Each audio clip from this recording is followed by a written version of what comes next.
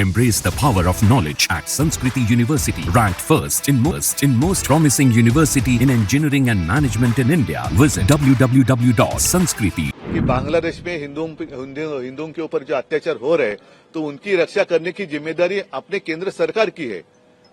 तो मणिपुर तो नहीं जा रहे, तो मोदी जी और अमित शाह जी बांग्लादेश अगर जा सकते हैं तो जाना चाहिए। इसी हिंदुस्तान सरकार में इंदिरा जी ने बांग्लादेश को आजादी दिलाई थी। आपके मन में आशंका क्यों आई कि ऐसी स्थिति हिंदुस्तान में हो सकती है? जो आंदोलन करने वाले थे उनको आतंकवादी कहा गया था। यहाँ भी जो किसान आए थे उनको आतंकवादी कहा गया। विनेश फोगाट जो अपने न्याय के लिए कुछ आंदोलन कर रही थी उनको भी आतंकवादी कहा गया ना, जैसे आपने कहा। तो यही मैं कहता हूँ कि ये एक इशारा है, बांग्लादेश की जो स्थिति हुई है बांग्लादेश में एक इशारा है सबके लिए कि बांग्लादेश में हिंदुओं के ऊपर जो अत्याचार हो रहे तो उनकी रक्षा करने की जिम्मेदारी अपने केंद्र सरकार की है, मोदी जी की है। तो मणिपुर तो नहीं जा रहे, तो मोदी जी और अमित शाह जी बांग्लादेश अगर जा सकते हैं तो जाना चाहिए। अन्यथा वहां जो हिंदुओं के ऊपर अत्याचार हो रहे हैं उनको रोकना और वहां के हिंदुओं की रक्षा करना मोदी जी का काम है, केंद्र सरकार का काम है, हिंदुस्तान सरकार का काम है। इसी हिंदुस्तान सरकार में इंदिरा जी ने बांग्लादेश को आजादी दिलाई थी और उसी बांग्लादेश में अगर हिंदुओं के ऊपर अत्याचार हो रहे हैं तो उनको रोकना भी पूरा काम या पूरी जिम्मेदारी हिंदुस्तान के प्रधानमंत्री की है। बांग्लादेश में जो कुछ घटना हुई है उसका उन्हीं की भाषा में मतलब ये एक रहते 2-3 शब्द है, एक नैरेटिव होता है, एक मैसेज होता है। तो वो मैसेज पूरे दुनिया में गया है।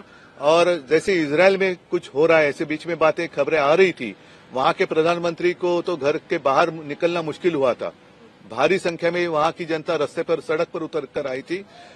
लंका में हुआ, अब बांग्लादेश में हुआ। तो सारे लोगों ने समझना चाहिए कि जो सर्वसामान्य आदमी होता है वो सबसे श्रेष्ठ होता है, बलवान होता है। उसके एक सहनशीलता की मर्यादा होती है, उसका उल्लंघन नहीं होना चाहिए।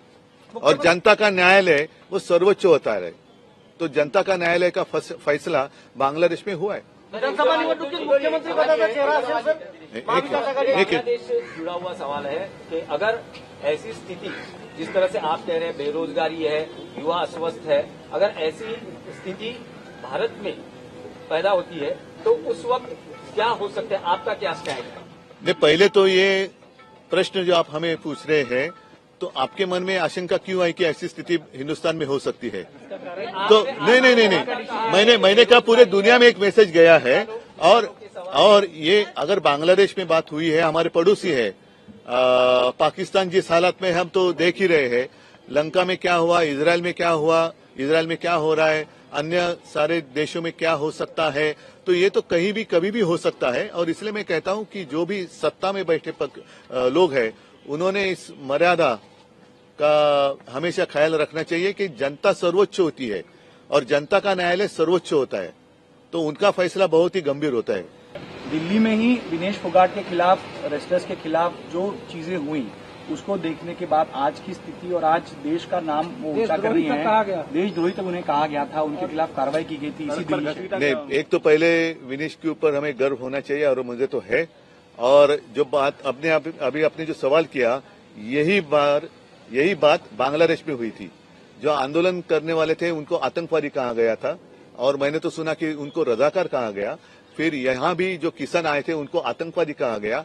विनेश फोगाट जो अपने न्याय के लिए कुछ आंदोलन कर रही थी उनको भी आतंकवादी कहा गया ना, जैसे आपने कहा। तो यही मैं कहता हूँ कि ये एक इशारा है, बांग्लादेश की जो स्थिति हुई है बांग्लादेश में एक इशारा है सबके लिए। और सभी लोगों ने समझना चाहिए कि ऐसे भगवान के ऊपर कोई नहीं है, हम तो इंसान है।